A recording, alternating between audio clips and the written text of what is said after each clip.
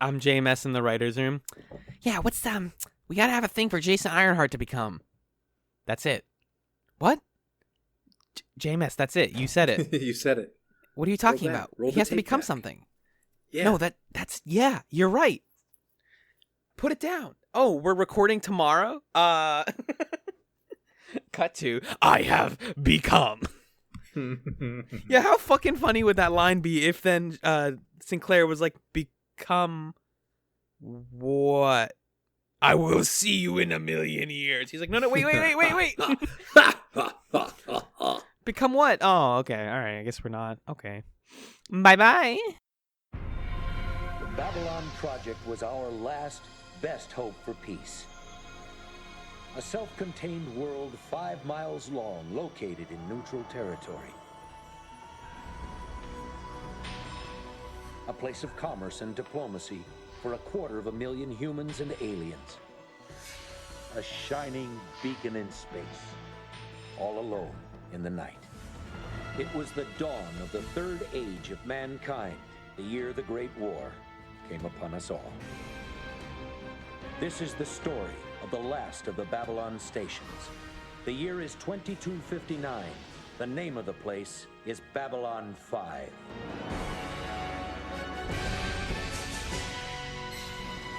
Hello and welcome to Chats, a television podcast, Season 6, Chatzylon 5. My name is Alan, and when you have been crushed beneath the wheel for as long as we have, revenge occupies his every waking thought. Hi, Magellan. Hey, I'm gonna strangle you. It's just two big, burly, surly, naked men. Rude, crude dudes, if you will. On the floor. Remember, I think Shakar and Londo really just want to have that moment in Farscape where John... What's the main Farscape boy's name? John Crichton. What are you doing? John Crichton and Scorpius Who are are you? I don't even know you anymore. I don't know who myself am anymore. Where John Crichton and Scorpius are on the floor after they've broken open the vault and we're so screwed, and they're like just sad and like killing each other, and Magellan's like, they've got each other by the balls. That's what 2015 Magellan sounds like. That's what I said. Yeah, you said they've got each other by the balls. It was a really like severe thing to say. Speaking of severe things, this is Chatzylon 5, the Babylon 5 podcast that just won't quit until we're done. This week, we watched our usual 2 episodes, specifically Season 2, Episode 11, All Alone in the Night, and Season 2, Episode 12, Act of Sacrifice. All Alone in the Night, which we'll be discussing first, was written by J. Michael Straczynski, directed by Mario DeLeo. It aired February 15th, 1995, and it takes place in July of 2259. Magellan, my friend, what happened in All Alone in the Night? In this episode, while Delenn faces the full repercussions of her transformation, Sheridan is kidnapped and experimented upon by a strange alien race. What did you think of this? Well, this pair of episodes really contrast each other in great ways, especially because in this one, it's hard to tell which one is the A plot and which one's the B plot. I guess it depends on who you define as the main character. Like, the Sheridan plot's bad, right? Like, people can agree. Yes, I will agree. And you're the only one that matters may disagree here. With us. No, you're in the podcasting space. It is the hosts who exist, and everyone else is the listener. What? This is weird. Anyways, in the thing with Sheridan's plot is they're doing this Star Trek thing where he is like, I'm a hero. I love other races. I want to save people. I'm not going to fight your damn battles. Yeah. And all this nonsense stuff. And it's like, first of all, why? Like, what does this teach us about Sheridan? And second of all, like, what does it do for the show that we're learning that there's like a mean, evil other race that we've never met before, who's introduced just for this episode, and their whole purpose is, hey guys, we like experimenting on other races so we can someday build a weapon to beat them? It's like, what is this? What are we doing with this? Dude, did you get anything out of this plot at all? Like, no, it was so odd because it just felt like it was out of this off-the-shelf show that I accidentally tuned into on the Sci-Fi Channel. Yeah. And there weren't any repercussions for it, right? Right. Not really. No, I mean he gets off the ship. Like the setup is super dumb and frustrating because and then there's the word term that I'm forgetting. Oh my god, got it from the machine. The Deus Ex Machina of Delenn being like, oh yeah, I know those guys. They are just a thing that was invented for this episode, and I know how to beat them. So let me help you out real quick. It feels stupid. Yeah. It's more so stupid to me that, and I've suspected for a while that Sheridan is like hot-blooded and is the type of guy to run into trouble, but Ivanova is like, there is trouble. There are ships going missing in the sector. We don't think it's raiders because raiders haven't been around for a while, which is fascinating that like they don't have raiders anymore. Yeah. And then he's like, I'm the one who should take a Star Fury out. And Ivanova's like, this is just infection all over again. It's like, bud, you're the captain of the ship. Yeah. We have Zeta Squadron for this. Right, exactly. And I think they mentioned like where's Zeta Squadron, and either they were busy or like he didn't think to ask them. But he was like, I gotta get my ship legs back. I'm gonna lose my ship license if I don't do it. Like I wanna fly a boat. It's like, no, Sheridan, that's not your job, bud. Yeah, I don't know. I liked this sort of thing, or early on. Is this infection that you're talking about when Sinclair fights the monster, like yes, Mano Mega a Mano? Man. Yeah. It made sense when, or sorry, did I say Sheridan or did I say Sinclair? No, you said Sinclair. You were right. It made sense when Sinclair did that because there was this implication that he was trying to commit like suicide through battle. Yeah, and it gave us this window into Sinclair's kind of fucked up a little bit from the war, and there are things that he needs to unpack. But with Sheridan, it's just so casual, and he's so capable when he's in this situation that it's totally... I don't learn a thing about him. Mm-hmm. I don't learn anything about him until he's back on the ship, and it's the final scene where the general guy's like, by the way, you're an interesting character, just so you know. There's all these ways you're interesting. And Sheridan's like, I forgot. I forgot that I care about things that are cool. It's there's a lot with the general stuff also. General Haig. Yeah. Who I can't remember if he's in the book or not, but I feel like I've seen that name before. So maybe I thought we'd heard it before, or he'd talked to him or something. Oh yeah, he was in Points of Departure. He was in the beginning of the season. I just checked. Yeah. So he was there when Sheridan left the what's it called, the other ship, the Agamemnon. Yeah. And it was like, good luck on the mission that I gave you. And like you said, we only learn about this once he comes back from the alien prison planet. And we find out that he was sent to Babylon 5 as part of a covert operation to spy on, to see who might be working for Earth Force. Is that what it was? I think the idea is that he's on Babylon 5 to try to get a sense for who can help him to get the government back, right? Yeah, from PsyCorp. Yeah, from PsyCorp, because there are people who suspect that they killed the president on purpose. Mm-hmm. Yeah, and so Sheridan's job is to look like he's the boring, square-jawed military man who we've been saying he is, when in actuality he's super nationalistic or something. Like his redeeming quality is that he has honor. I don't know. It's interesting. Yeah, the problem is that the second half of that sentence isn't clear yet. Like, once we learn that this is happening, General Haig asks him, like, okay, you've done your work so far. Who do you think you can trust? And he's like, the humans. Ivanova, Mr. Garibaldi, and Dr. Franklin are the ones who I can trust. They're my ride or dies. They will never betray me. They're good. They're the only good people on the ship. Yeah. And it's like, wow. First of all, interesting that he chose, like, his choices are the humans. And like, we know that all the ambassadors are effed up in their own ways. Well, but like, it's not really their fight because it's Earth's government. It's right. They're asking him like, which humans do you trust? Yeah. Yeah. And it's a good crew. Like, I do enjoy that final scene of the episode where, they're like, it's like 3 a.m. They're all in their like space pajamas, and he's like, "I'm glad that you all came to my room." Ivanova knocks on his door, and she's like, "It's me." And he's like, "Who is it?" And she's like, "It's me. It's 3 a.m. You asked me to come here." Yeah. And they're like, "Yeah." So I have this plot, and it might mean that you're gonna go against your government, and it might mean that you're all gonna get arrested. But like, I'm your captain, and I trust all of you, and like we can be a team together, and let's do this. Sound good?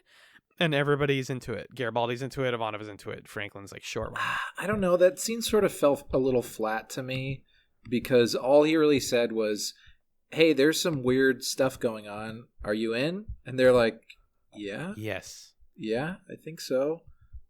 The only part of it that felt like it had stakes was when he said, this might pit us against the government. Yeah, I guess so. But that's it. Yeah. It just felt like that's what the Sheridan plot should have been about. That's the only thing that had meat on its bones. Yeah. And then instead it's just this, we get a waste of this like random bargain bin sci-fi plot where it's like, oh, this alien is forced to fight him because he's got a thing on his face. Oh, this guy's saying, kill me. It's cheesy. And he's like, I won't kill you. I would never kill a friend. He's like doing the stupid war movie shit of like, I'm going to carry you, damn it. You're not going anywhere. I'm not letting you die. Right. We know how this goes. Please stop. This isn't interesting. This planet isn't interesting. I honestly, when I was texting you, like, I have questions about the Sheridan stuff. Yeah. I felt like it was going to unravel into something. Yeah, or it was going to be a fake. Twist or something. Or it was going to be like so the shadows basic. Or anything. Like maybe it was like, and maybe this is just because we're used to the way Farscape would do a plot like that, but that they're going to pull out and it's going to be a third race of aliens who are like, oh, we were testing to see if that you're okay with other races, and it turns out you are. Good job. Right. But that's a very Farscape plot. That's like, that's true. But I feel like even Babylon 5 doesn't really do things that are this basic. I don't know. At least so far, yeah, it's surprising. I don't know. I don't really want to talk about it anymore because it was just nothing. It happened and then it was done.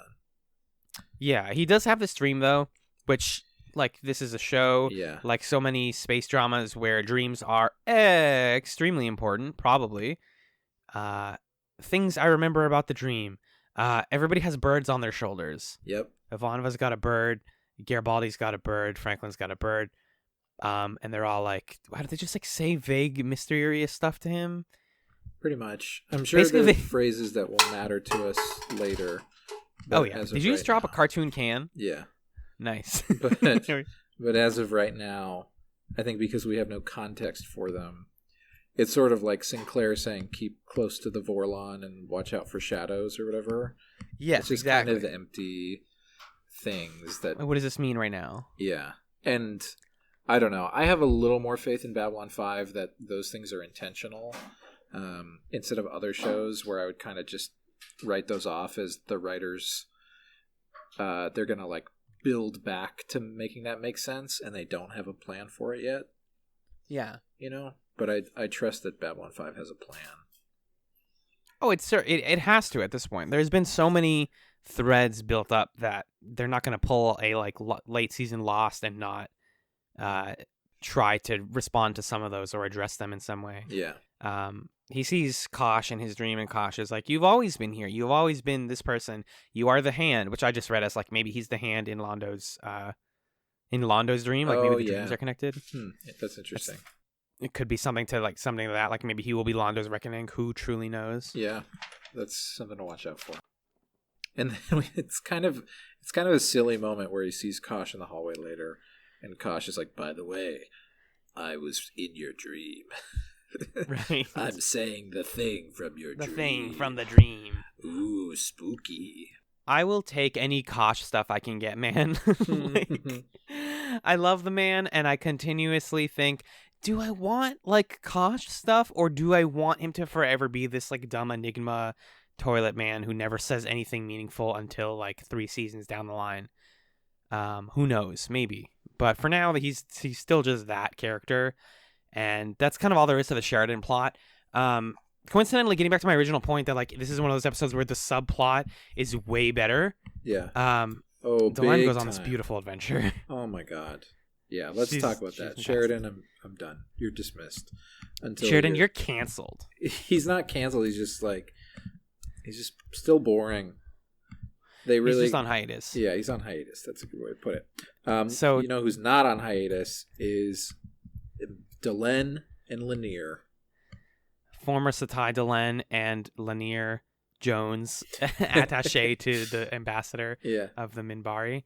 Yeah, man, they're both good. Delenn receives a notice that she needs to go to the Great Council because they're going to have a chit-chat about her situation on their council. They don't like her haircut. They think her haircut's stupid and awkward and bad. And that's like, she's like, hey guys, rude. She goes back to the dumb Great Council room. It's dumb. I love it. It's so cool with the big lights. And it's really funny to me to think about when people have to leave that room. Because she goes in and they have this conversation like, Delenn, again, we really don't think you are Minbari anymore. Like, we've decided you're not our leader anymore. It's this other guy, Naroon, who we met last season, I believe. Yeah, he was that like angry general guy who yelled at Sinclair or whatever. Yes, the one who was in the room with the dumb cut to Delenn, commercials. Like, brought the hammer down of the Great Council. Like, I'm gonna dishonor your clan, so you better apologize.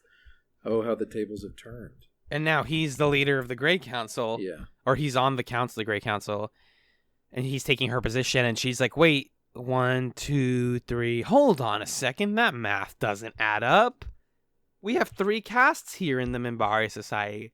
I think it's really funny that the show constantly forgets to remind us about the worker class, and then Dan had to send us that email like, wait, 3 factions. Before you get confused, 3 factions: worker, warrior, religious. All valid. Each occupies about a third of the population. It's awesome. Anyways, this guy being on the council means that there will be one more warrior caste member than there are others, which means that the Republicans are going to dominate the House of Representatives. Like, it's what that is. It's like, you can't have an imbalance because then they're just going to win everything. And then we're going to become a warrior society. Right, exactly. They're going to decide the course of the actions of that society. Before we get bad emails, please, I'm not comparing the warrior caste to the Republican Party. Do we have, like, staunch Republican supporters who can't tell that you were just speaking off the cuff? Also, we're like bleeding heart liberals. Don't even get me started. Yeah, like, we talk about socialist like dream fantasies all the time. This is true. Yeah. You're right. Thank you for keeping me in check. We're good. Yeah, he basically says, well, yeah, what's wrong with there being majority warriors? We lost a whole war because we tried to like bargain and not fight too much. And it's like, maybe if we just fucking fought, we could do something. Yeah, and the moment, this really scary moment where he says, look, I was made a member of the council, and I heard why you told us to surrender. And I thought that reason was stupid. If I knew that was the reason, I would have kept fighting. Right. Like, it's so good because they're not just rehashing the, like, you have hair now, you're part human, thusly you're no longer Minbari.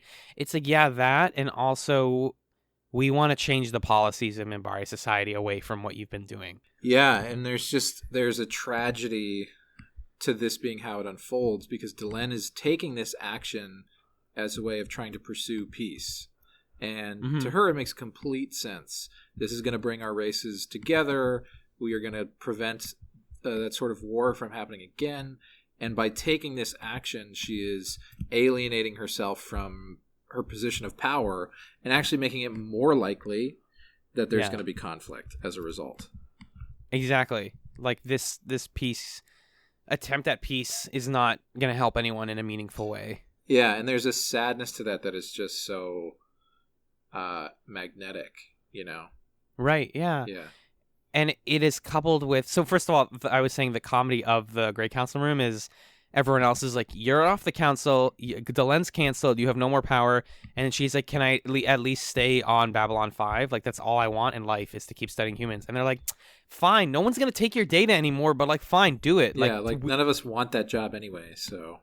So you're not getting... Like, we're not paying you to do it anymore, so just, I guess, stay? Like, enjoy your life? They all turn their lights off, and then my dumb brain is like, wait, so, but she doesn't get to turn her light off. Like, how does that work? Yeah, where does she like bump into them in the dark and be like, oops, sorry, my bad, excuse me, and she comes back, and both before she leaves and when she comes back, she talks to Lanier, and I just think that the Lanier and Lanier is my favorite character. So good. Full stop. I know it changes all the time. I was going to say every week. I know it does. That's fine, man. But I feel good about this one. Yeah. Oh my God. He's so, I don't know what to say. He's so committed and devoted to her, and he's so kind and understanding and hopeful. He believes in her when she doesn't believe in herself, and they have this intimacy and love for each other that doesn't have to be romantic, and it doesn't have to read that way. And in another show it might read that way, but here it's like, no, they just understand each other and what they're trying to accomplish. And I don't know, it's special. It's exactly everything you said. Agreed 100%. He says, like, I can't remember the exact line, but he's like, I really respect you, Delenn. Like, it sounds like he's about to say, like, I love you. Yeah. He is saying that, basically. Exactly. But, and it's both the nature of the Minbari and just the nature of being an attaché. Like, my role here is to go with you into the abyss, into the unknown, and never stop helping you. Right. And she needs that right now, because between Sheridan being like, Delenn, like, I kind of like you, but like, this is complicated between us, and all he hasn't said anything to that effect.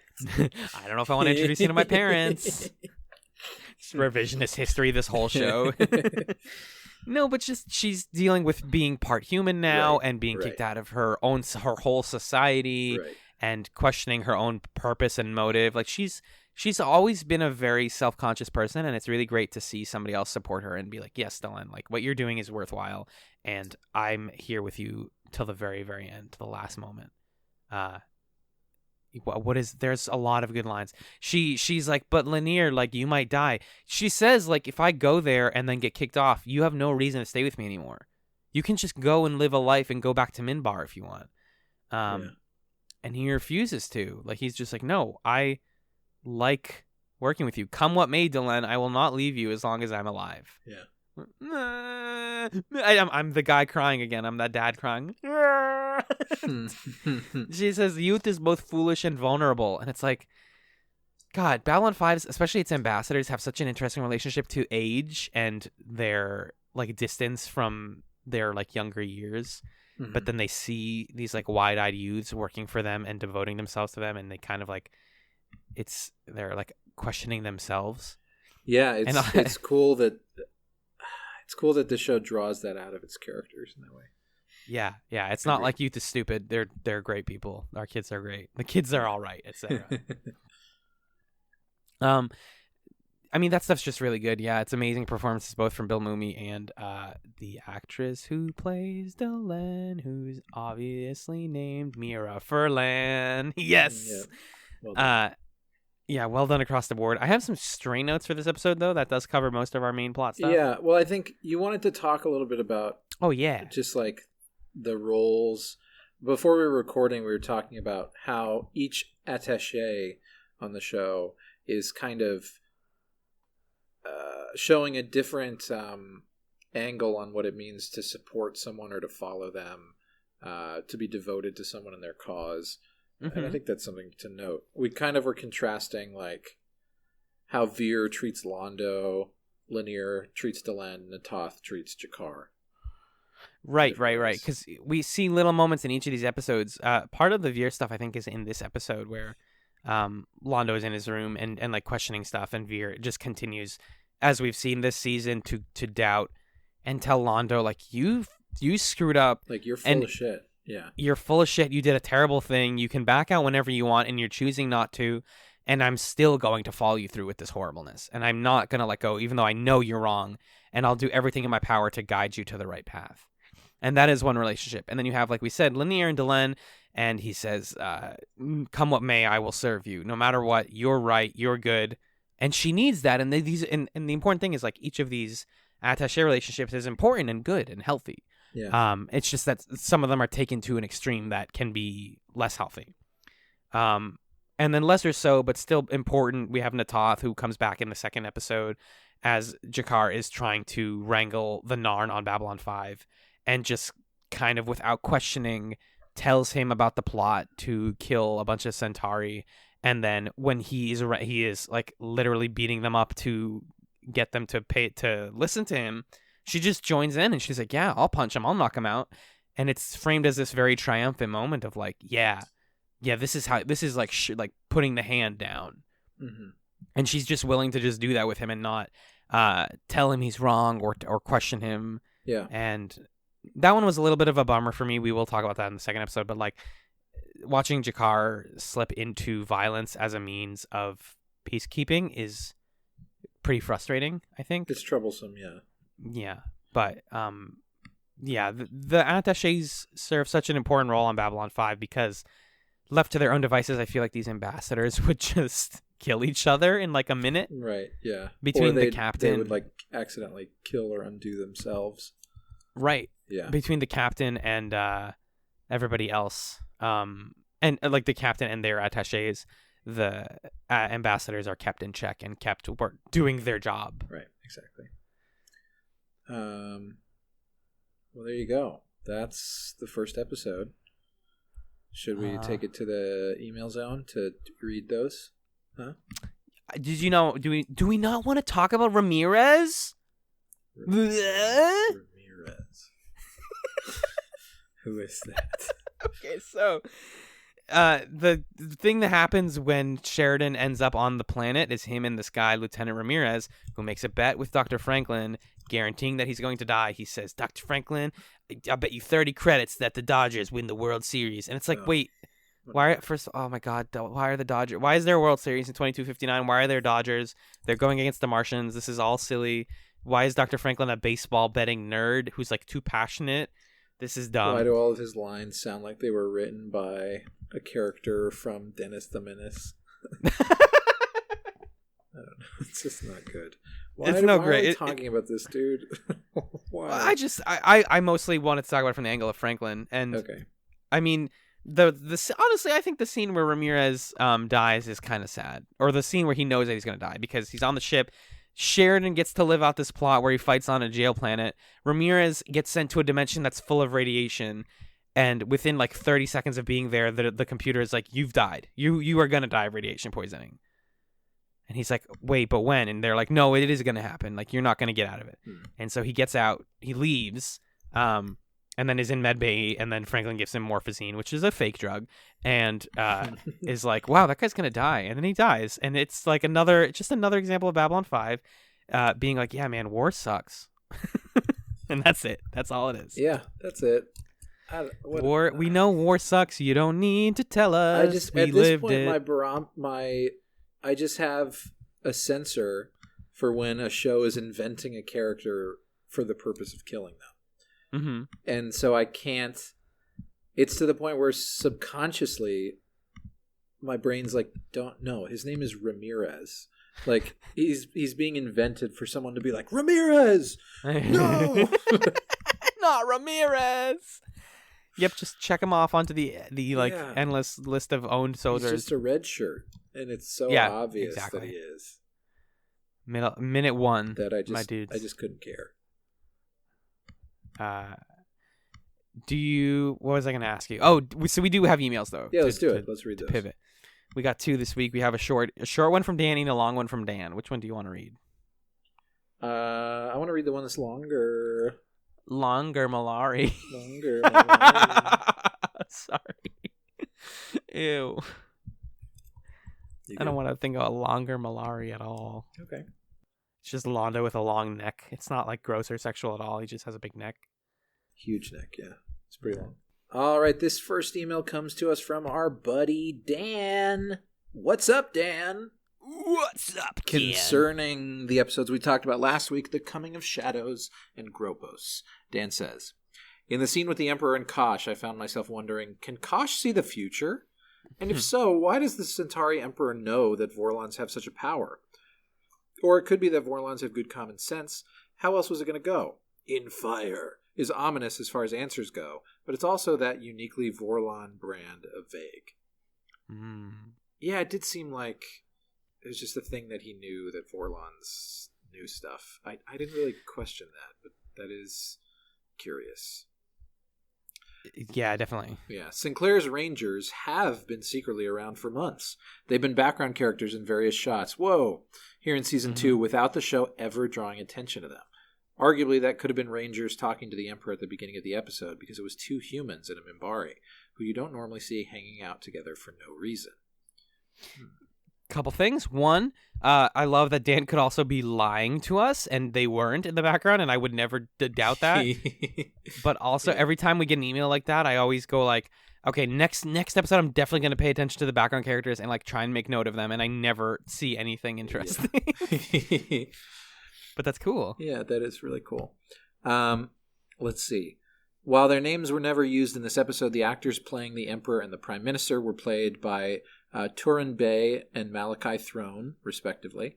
The actors apparently left an impression because the characters became known as Emperor Turin and Prime Minister Malachi. And both actors turn up again in a later episode playing different characters, and it's absolutely delightful. That's cool. That's adorable. Dan says, Alan briefly mentioned an episode that didn't get made, titled The Very Long Night of Susan Ivanova. This idea gets reused in a later episode titled The Very Long Night of Londo Mollari. Oh, fuck yeah. Sorry, it just made a noise. Excuse me. But I'm guessing that the latter is very different in tone from what the Ivanova episode would have been. No, it's from season 5. We're never going to watch it. No. As I understand it, earlier versions of the episode that became known as Gropos still included Dr. Benjamin Kyle having to come to terms with his militaristic daughter, who was a famed soldier. Whoa. But the father-child roles got flipped around when Kyle was replaced by Franklin. Oh, I see. The old doctor? Is that what it was? Yeah, the previous doctor was going to be the doctor for the whole show, and then have a daughter. Yeah. You guys nailed it. Thank you.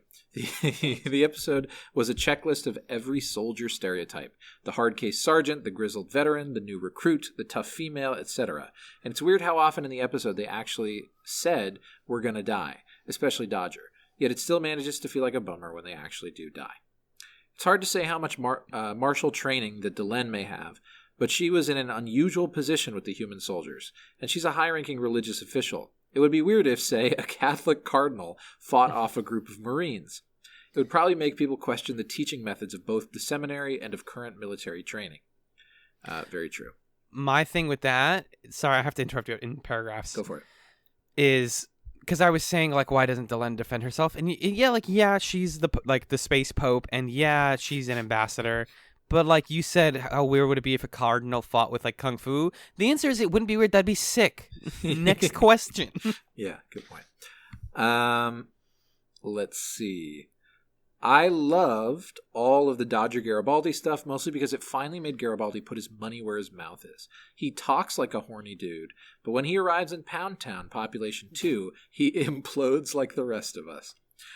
Short of violence, Garibaldi hits all the checkboxes that make for a bad Tinder date. He starts talking about exes and about the current girl that refuses to be into him.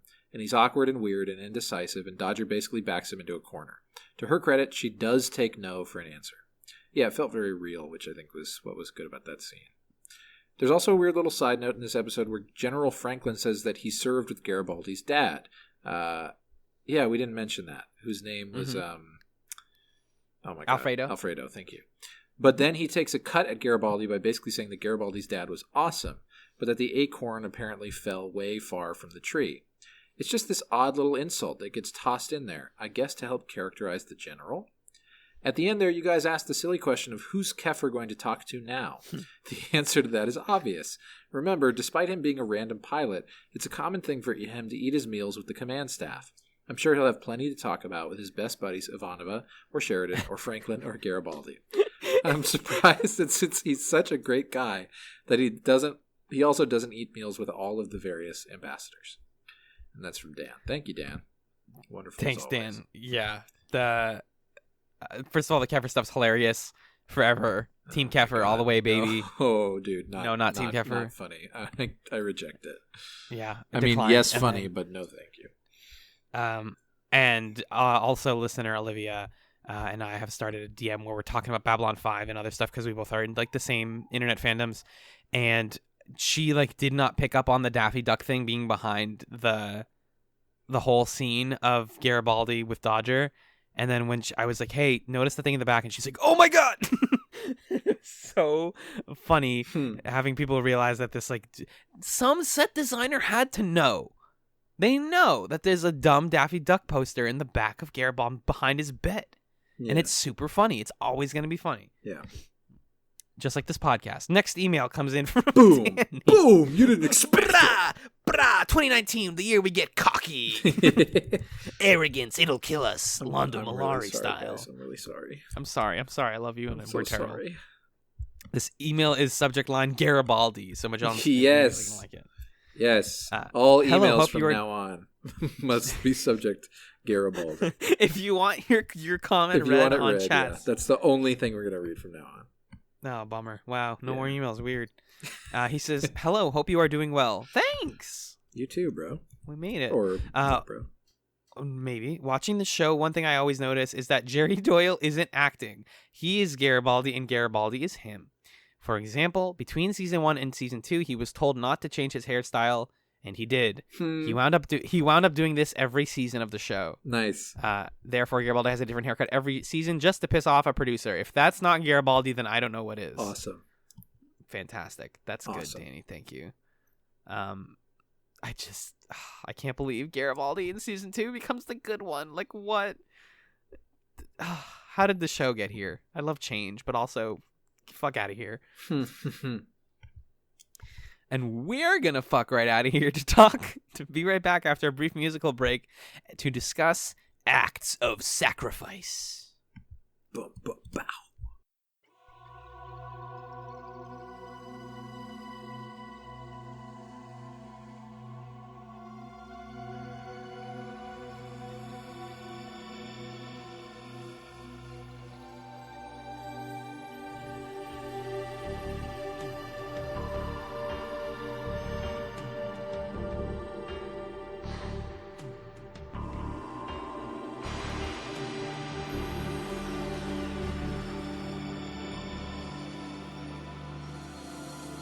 Welcome back to Chatzylon 5. The second episode we watched this week was Season 2, Episode 12, Acts of Sacrifice. It was written by J. Michael Straczynski, directed by Jim Johnston. It aired on February 22nd, 1995, and it takes place in July of 2259.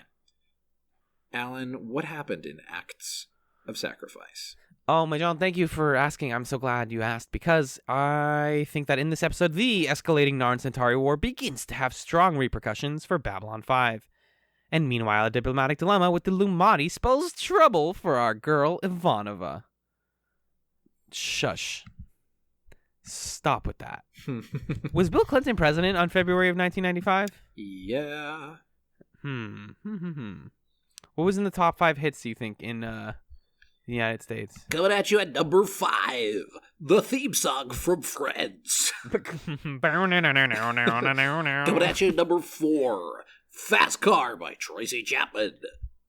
Ding, ding, ding, ding. Number 3 on your hot 1995 February track list.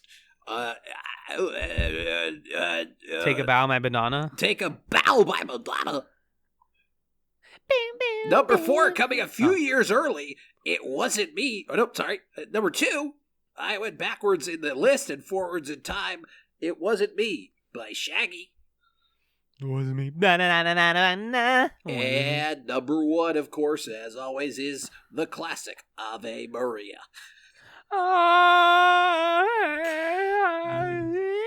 I love that song. It's a good song. It's a good episode. Acts of Sacrifice. They did it. They made a good episode of the show. Yeah. Wow, you guys did it. This is sad. There really are repercussions for the Narn Centauri War. Oh, big time, dude. This is we're on some Game of Thrones-ish right now. We're on some hey, can we be chill? Can we not kill each other? And then the people respond in turn, no.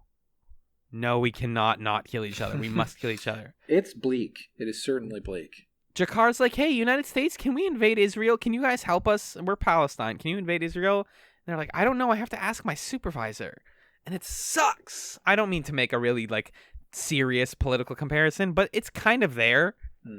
In the this is a really all of the Jakar stuff to me was countries asking for assistance in conflict that other countries have no business invading in and involving themselves in. Yeah. I think it's really funny though that when Sheridan finally caves and asks the U.S. Or not the U.S. The Earth Force government to help out, they're like, "Hey, bud, have you watched this show before? Yeah. We never give help to anybody that asks when on Babylon 5. That's our whole deal.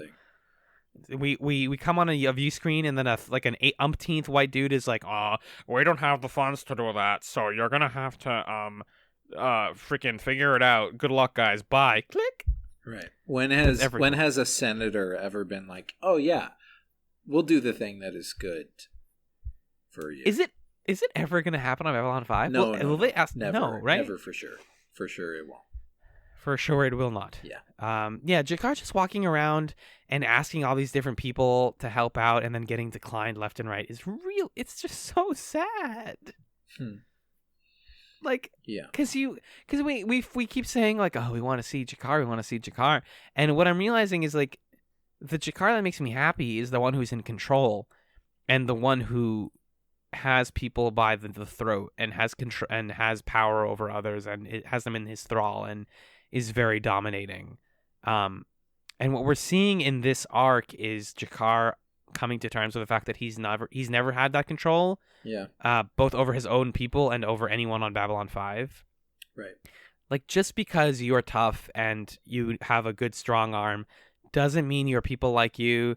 It doesn't mean anybody else wants to help you or can help you. And when push comes to shove, you're on your own. Yeah, I think one of the things that Babylon 5 tries to get us to confront is how tenuous power really is. Or not tenuous, but how volatile power is, and how tenuous our hold is on like conforming to certain manners of treating one another in line with trying to be peaceful. How quickly that all goes out the window. Yeah. It's because he asks Delenn and she's like, I can't in good faith help you, even though I could have used the help. I loved that scene. That scene was really important to me. Where it's the two best actors on the show. Yeah, I know. Where she essentially says to Jakar, listen, I want the fighting to stop, but if I help you, then what you're going to do is bide your time until you're strong enough, and you're going to retaliate, and then they're going to be asking me for help later. So when does it end, and why should I help you? Right. Yeah. And he's like, but like he says, do I have to beg Ambassador Delenn? Do I have to get on my knees and beg? And she's like, no, it's a no. It's going to be a no for me, Chief. Yeah, it's a hard no. This is not it, Chief. It's going to be no for me, dog, is the correct meme framing. But anyways, contrast that then to Sheridan, and when he asks Sheridan for help from Earth Force, and he's like, well, at first he's like, well, Jakar, like, I get what you're saying, and I get where you're coming from, but like no is the thing. I don't know if I can help you. Like, I'll try, I'll ask, but I personally feel like maybe both sides have a good point. And as soon as things start to get violent on the ship, I was like really viscerally mad at Sheridan in that scene where he's yelling at Jakar, being like, you can no longer tell me that you guys haven't done anything wrong. You've been asking for help and playing the victim all this time, and your guy struck first. Right. And he's like, he defended himself, and there's something there. There's just something in that moment where there are these big Centauri toughs who keep talking to the Narn in the Zocalo, and then later outside of the Zocalo, like, they deserve to die. I'm so glad we're in this war. This war is awesome, and I can't wait to like have them as my slave or whatever. And naturally, this Narn is just being a person and being like, no, screw that. That's an awful thing to say, and you guys are bad. And he gets killed for it. He gets killed by the like cartoon cop, who really overacting dude, by the way, who's just like, yo, you gotta stop it. Hey, I'll shoot. He's dead. Yeah. Apparently that guy comes back. Apparently he's like an important character on the show. I kind of awesome, which is fantastic. I just like that actor and his like extra-ness. Yeah, why not? But Jakar loses his footing in his argument in that moment, and it's really super frustrating to watch it crumble in front of him and watch this power structure that he thought he had cease to exist. Yeah, and we watch him confront the fact that he is being manipulative. And he does not have pure intentions. And he's realizing that is undoing him. And, there's something so...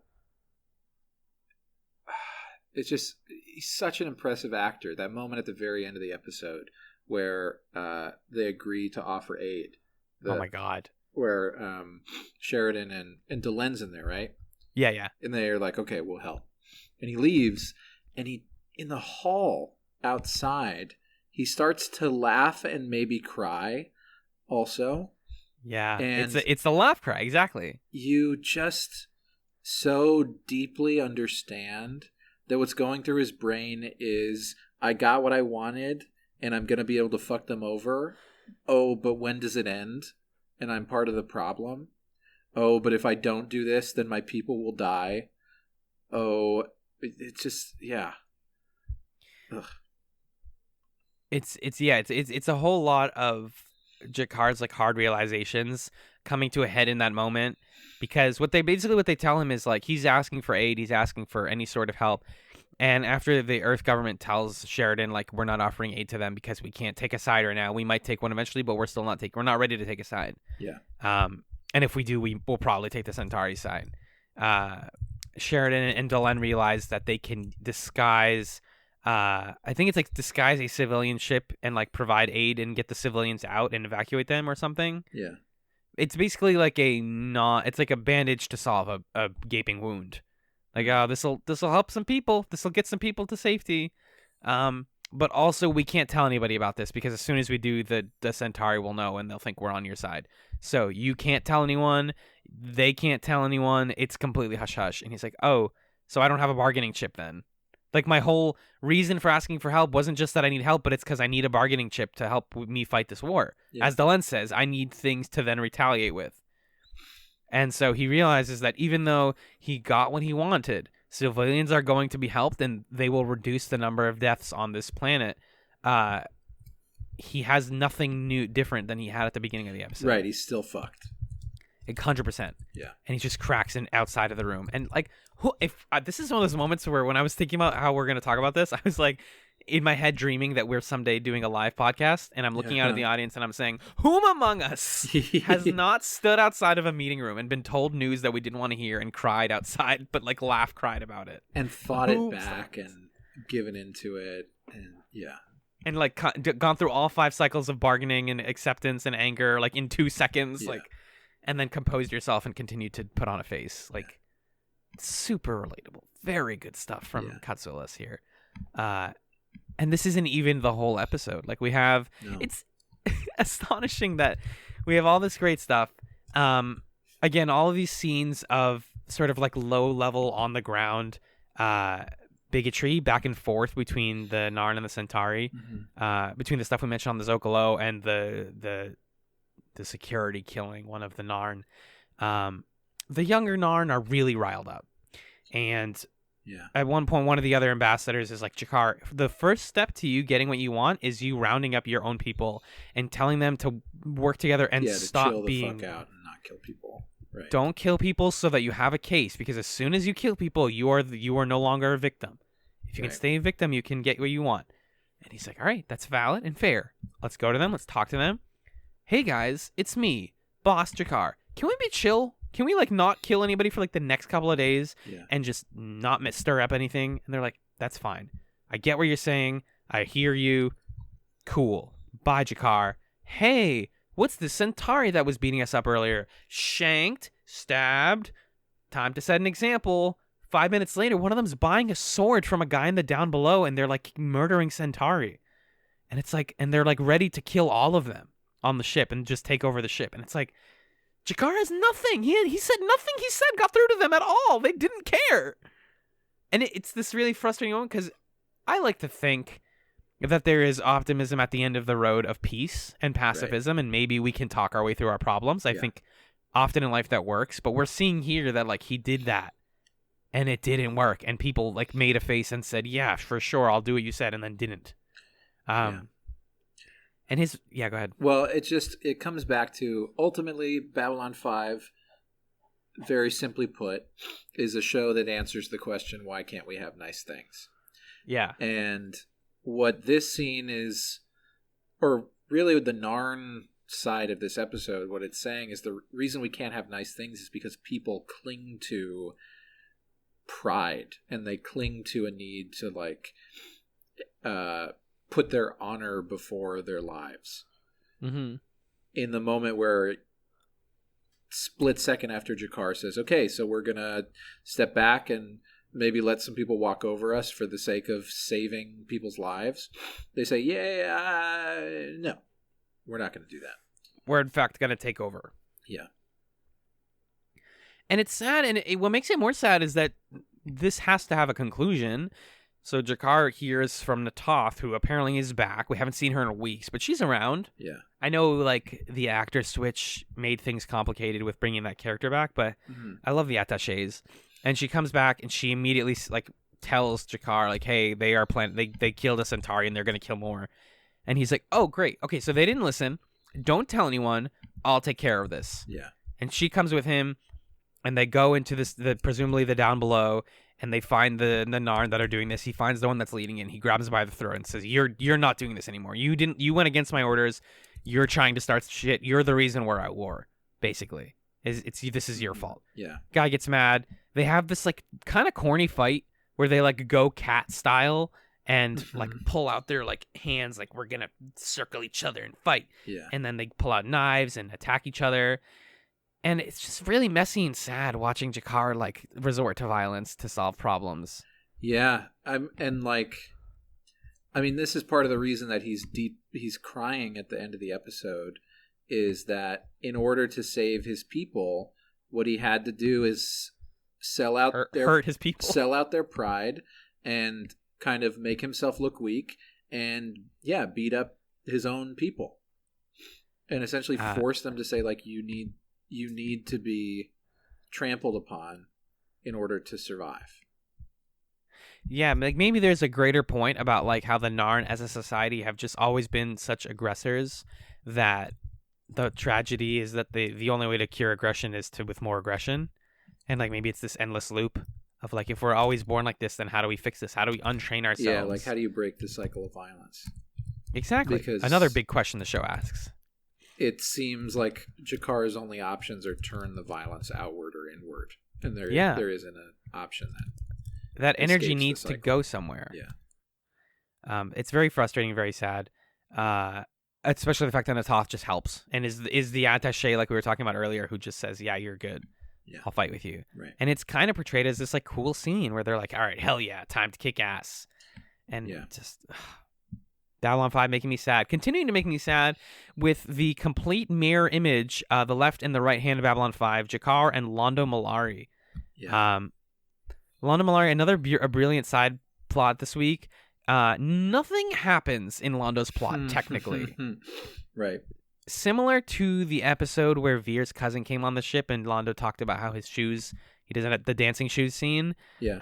Londo isn't directly doing anything in this episode. He spends the majority of it in the casino and in a bar, talking to the bartender Cat and to Mr. Garibaldi. Mm-hmm.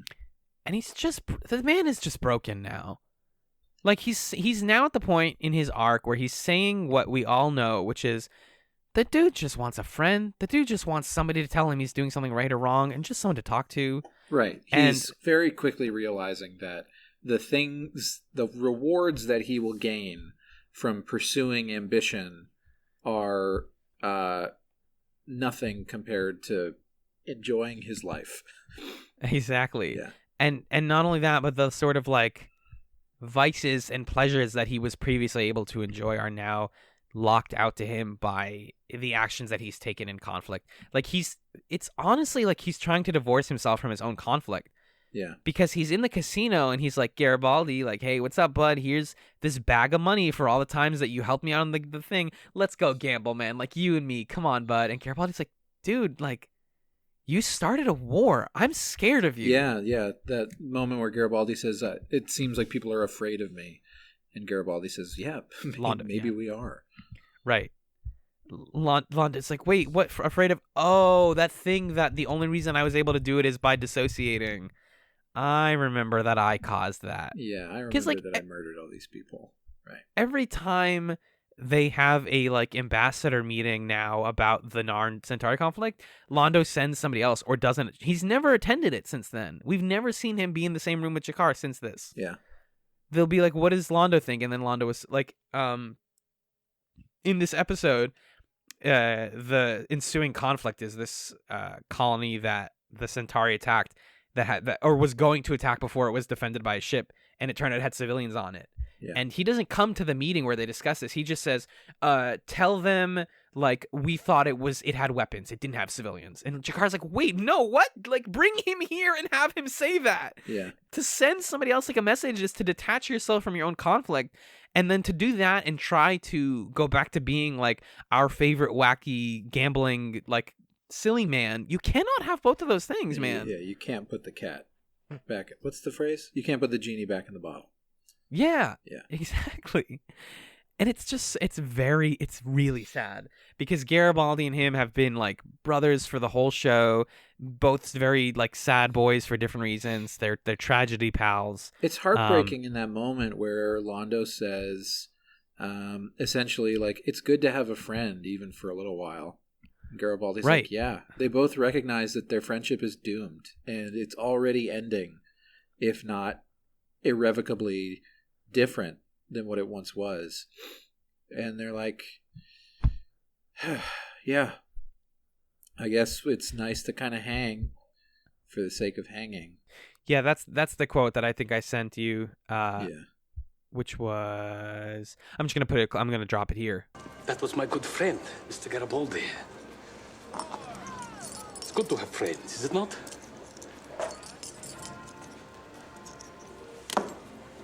Keep the change. Yeah, that whole scene where he's talking, and it's even the fact that he says like, that was Mr. Garibaldi, he's my friend, and you're like, oh my god, he's doing the thing. He's like talking about his buddy, and when he comes on the scene, he's like, oh, Mr. Garibaldi, and you're in your head as a fan, and not just as a fan of that phrase, but as a fan of Londo, you hear that and you're like, oh yay, things are back to normal, but they're not. Right. He can call him Mr. Garibaldi as much as you want and claim that they're friends, but the friendship has been severed. I can't believe that the show we have like staked our podcast on is just this misery, this misery series, and I love it. Yeah. So the Londo stuff is just real heartbreaking. The Jakar stuff is real heartbreaking. Yeah. And then we have this really bad seed plot thing. Oh boy. Oh my, we can't talk about this too much, but we have to talk about it because it's like a significant chunk of the storyline. So Susan Ivanova, right? She's the commander of the ship. She's great. Yeah. She's instructed by Captain Sheridan to deal with the Lumati, this race of people who they're hoping to court and bring them onto the ship as allies. Yeah. Yeah, it seems fine so far. Okay. The Lumati are brought on by this representative who has a translator speak for him. Even though pretty cool that Ivanova is getting to do like diplomatic stuff. Like, she's an important character. She's trusted to take care of the most urgent issues on Babylon 5. Nice direction to take Ivanova. That's what's happening, right? Yeah, that's it. Okay. Wait. What? Okay, they're like racist. Okay. That's pretty yikes, but we've seen her deal with other like racists. Yeah, that's kind of just fine. a big theme of Babylon 5. We're just exploring bigotry from different perspectives. Yeah, that's fine. And like, okay, we think we're superior and all this stuff. Yeah. Oh, here's a good scene. They want to go to the down below because they're like, we want to see the worst at Babylon 5. Not the best. We want to see the worst. All right. Sure, I'll buy it. Great, pretty decent moment if you're paying attention where the Lumati comes on and says like, wow, that's brilliant that you guys have it down below because then you keep all the poor people downstairs and they don't breed with the rich people. All right. You're kind of making a statement there, Babylon 5. I kind of like it. I respect. Yeah. I like it when you acknowledge your own show's nonsense. We can't, you know that you can't have something like the down below and not talk about it like that. Yeah, it's a little cheesy, a little on the nose, but okay. Guys, we got a good Ivanova plot. Just take it home. Just take it home. Yeah, it just seems kind of milquetoast, kind of nothing, but it is what it is. All right, time to seal the deal. Schlorp? Huh? Schlorp? What is that? What are you slurping? Oh, schlorp. It means that in order for us to seal the deal with Babylon 5, you have to have sex with us. Oh! Whoa! Red flag, red flag. Yikes. Uh-oh, we got a yikes alarm. Dumb plot. Oh! We got a dumb... We went from pretty Oh. decent B-plot to the stupidest thing. I would not call it decent. I would call it boring. Yeah, just it's a nothing plot that turns terrible. Yeah. And then turns unbelievably terrible and goes for this really bad slapstick comedy that doesn't work. Maybe it's 2019 and that's why it doesn't work. I kind of laughed. Maybe At this that joke part. plays. I get why it's funny. I think it's funny when she does the sex. Yeah. So the alien says, Ivanova, we're going to have sex. And she says, what? Oh, I got to go. Then she goes to talk to Franklin, which you'd think would be fine, except Franklin is like disgusting. He's a Maybe you should put a bag on them and do it for Babylon. Like, no. yucky Yo. Dr. Franklin. Extremely Big no good, Dr. Bud, Franklin. Don't do that words. Why? You were just talking about baseball betting earlier last time. Oh, you don't, trash man. Don't be trapped. Franklin's back on Team Trash Boy. I'm sorry. Yeah, he is also on hiatus for a little while. She's like, that's stupid. I can't tell anyone about this because I just her reasoning is so stupid. It's like, I just told Sheridan things are good and now things aren't good. He won't like me anymore. He won't trust me to do things because I just said they were good. Yeah. Oof. So I guess I'm gonna have to have sex with this guy. Oh wait, I'm Ivanova and I'm clever. You know she's not going to. If this show actually did that, that'd be terrible. Oh, that would be so dark. Yeah. And they decide to go for the wacky comedy route, but it's just like, the reason I don't like it is like, this doesn't feel like a comedy episode. This is a deeply sad episode punctured with a comedy subplot. Yeah, if the intention was to make that lighten the mood, I didn't need that. And instead you're just this sort of problematic, like aliens are pressuring Ivanova into sex, and that's funny. Right. That's our like funny joke. It's yucky, man. And her way out of it is funny. In theory, she's like, "Oh, we're gonna do it the human way," and the alien's like, "Yeah, totally. I know. That's sick. I know the human way. I love it." And then she just dances around him and probably improvises random rhymes and singing. It's well done by the actor. She's funny, but it doesn't totally redeem a problematic concept. Claudia Christian's fantastic. Can we say that? Are we allowed to say that? Yeah, she's I really. think she's very good. Why? And I've said this before. Why do all of our sci-fi shows have amazing, strong brunette women at the front named Claudia? I don't know. Why does this keep happening?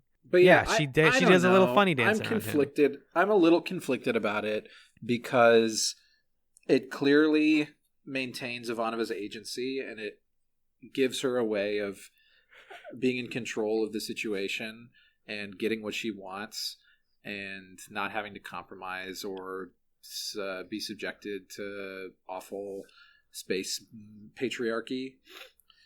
Yeah. But the fact that it's played for laughs and like, isn't it so funny that this woman who is the second in command on this space station, isn't it funny that someone is trying to force her into sex? That is what is problematic. Yeah. The tone with which it's approached. It often feels like, and maybe this comes as my anxiety from reading the books and stuff and reading some of the other material. Yeah. But Babylon 5 and its material constantly feels 1 degree away from just like over sexualizing its women. Yeah. Between the way that we talk about like Ivanova being like the like hot, tough Tom girl, and then like Talia's whole deal entirely beginning to end as like the sexy empath, telepath, psychic, etc. It just, whenever they do sexual plots like this and then they just hand it off to the women and it's like it's your turn to do the funny storyline, it feels like we're right on the cusp of just like laughing about sex too. Yeah. And like laughing at laughing at them. Yeah. But ultimately I think it's fine that she takes control there and makes a joke out of it and says like, that's what human sex is like. It's me dancing around you and saying things like, you never come home. Like all this, like it's quite funny. It's quite silly, but yeah, it's worth acknowledging that like, ooh, this this plays differently now. Yeah. Right. Yeah. I think that's what it comes down to. It doesn't quite work in the modern climate. Which is what Chats is all about. It's like, hey, does this show work now? Yeah. Probably, sometimes. Anyways, I think that's all I have. That's it, man. Let's get out of here. Let's climb out of here. I didn't mention, by the way, briefly, I have finished the the Sinclair comic, the first 4 chapters of the Babylon 5 comic. I just want to say that comic's super dumb. You don't need to read it if you're at home and you're like, I want to see it happen to Sinclair. You don't. All right. I think the stuff we want comes later in the show when they do bring the Sinclair stuff back. I've heard that. Yeah. That there's like an episode in like season 4 or something where they fully answer that. Like the Ranger stuff in last week is great. Yeah. But the comic is like basically, long story short, spoilers for the first 4 chapters of the Babylon 5 comic book. Sinclair is framed for the murder of the Centauri leader because some racists and some evil psychics named like, I don't even remember, they have like some dumb name, are trying to take power from him and take over the government. So they plant like a sniper rifle in his room, and he's like, I didn't do it. And then on Babylon 5, they figure it out and save his life. And he doesn't do anything. He's just like, am I good? I didn't kill him, I swear. And then the episode is the comic is over. No. Okay. Nothing happens. It ends up being about like these psychics, and then the final shot is just some Psycorp like, yes, the plan is in motion nonsense. Okay. And I honestly, it makes me appreciate the way the show handles the Psycorp conspiracy a lot better. Yeah. Because it keeps it in the background and only brings it forward when it absolutely needs to, and it's not like the end of a Pokemon episode where Giovanni like pets the cat. Right. And it's like, yes, good work. It's like, no, I don't want to see that. Yeah. But anyways, speaking of episodes of Babylon 5, which episodes are we watching next week on Chatzylon? Well, Alan, let me tell you, my friend. Next week, we're watching the next 2 episodes of Babylon 5. First is Season 2, Episode 13, Hunter Prey. An Earth special agent searches the station for a supposed military criminal, but Sheridan knows better. All right? Sure. A Sheridan episode. Sure, I'll take it. Well, I got bad news for you, dude. Uh-oh. Season 2, Episode 14, There All the Honor Lies. Sheridan is charged with murdering a prominent Minbari. What? But I... We got double, Sheridan, dude. Double Sheridan. But the B plot of There All the Honor Lies is Ivanova's placed in charge of a gift shop selling Babylon 5 merchandise. Oh my God! I'm back on board. I'm watching it right now.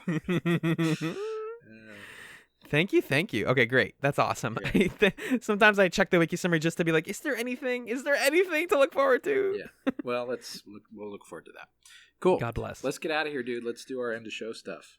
Sweet. Let me do the plugs. Hungry. I'm hungry. I'll do the plugs. Hey, okay. If you like this show, you can keep listening to it.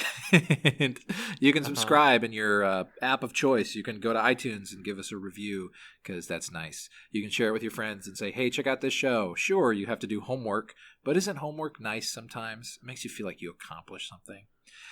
You can also follow us on Twitter at ChatsPod to see posts about the episodes and other things that we decide to post. Sometimes Alan sends out cool gifts without a T, but they are gifts in a certain way. You can, find the show's feed at chatspod.simplecast.fm. But you should really just subscribe. And chatspod@gmail.com. Chatspod@gmail.com. I was going to get there. You can send us emails at chatspod@gmail.com. Talk about how we're doing, questions, comments, concerns. Also, something we keep forgetting to mention is we are very amenable, if people would like, to having fans, or listeners, I should say. It's presumptuous to call you fans. To having listeners be guest hosts on the show. If you would like to join us in the discussion of an episode that you particularly like or have a lot to say about, you can let us know in our email or DM us on Twitter, and we can set that up and record with you. It's something that we used to do a lot more, and we'd like to do it some more, so let us know. And we don't do personal... the Patreon. Gosh, this is why you do this. If you want to give us money to support us, you can find our Patreon at, what is it called? Patreon.com/chatspod. Patreon.com/chatspod. And there are currently two levels at which you can back the Patreon. Of course, you can give us as much money as you would like. But if you give us $2 a month, you have access to commentary chats, where every month we watch a movie that is of interest in some way, and we do a commentary on that film. The most recent one that we did for the month of January was Be Kind, Rewind. And we actually have 3 lined up for the month of February. So you're getting 3 for the price of 1, which is very nice. You can also back us at $5 a month, and that will give you commentary chats as well as access to Chats Nights, which are just conversations that we have bi-weekly about whatever we feel like. And that's a little more behind the scenes, a little more personal. So that's that. We don't do personal plugs on chats. No. Instead, we like to treat you to a little snack, a little chatsome, a little something that you can check out on your own time when you're lonely without us. Alan, do you have a chatsome for this week? I do, sir. What do you got? A podcast that I've been listening to for the last year and a half or so, actually hosted by some friends. So just full disclosure, I know these people, and they actually, another podcast I used to host, Fireside Friends, is hosted on their network. The Admiral Mapping folks, wonderful people, have this Patreon exclusive podcast called The Great Gundam Project, where Jackson and Em, the 2 co-hosts, watch 2 episodes of Gundam a week until they have watched every single Gundam series ever. They've been doing it for a while. They just finished the original Universal Century arc, which is like the stuff that Gundam is based on, all the original series, and ended with a 3 hours 10 minutes long discussion of Mobile Suit Gundam Char's Counterattack, which is like the movie big budget conclusion to all of that story arc. Yeah. A lot of people actually joining on to their Patreon now because of, like, a lot of people have seen that movie, and not a lot of people watched the shows as they were coming out, but I've been enjoying it a lot just as, like, hey, people talk about television differently than we do, and that's awesome. Cool. It's a great little mirror. Their host dynamic is super different than ours. They're a little bit more political than we are, and Gundam's really fascinating. Even if you don't watch it and you just want to listen to some other freaking leftists talk about this weird 70s 80s anime, that's awesome. The Great Gundam Project. It's on the Abnormal Mapping Patreon. Check it out. Cool. My chatsome this week is let your hair grow out real long for a while and then go get a haircut. And you would think that people had never seen you before in your life. And they're like, oh my God, you look great. God damn. I had really messy long hair and a big old beard, and I just got it shaved down and looked like a clean professional boy again. People were like, Magellan. He's hot. Magellan. He's hot. Oh, hello. Nice sweater. Ooh. Feels good. So try it out. Or do what Alan did and start growing your hair out like last June and never cut it again because it makes you look cool. Yeah. Anyways, and then just put gel in it when people get mad at you. Anyways, thank you. Dear listener, you're great. You made it. Thank you so much for listening to this episode of Chatzylon 5. Peace.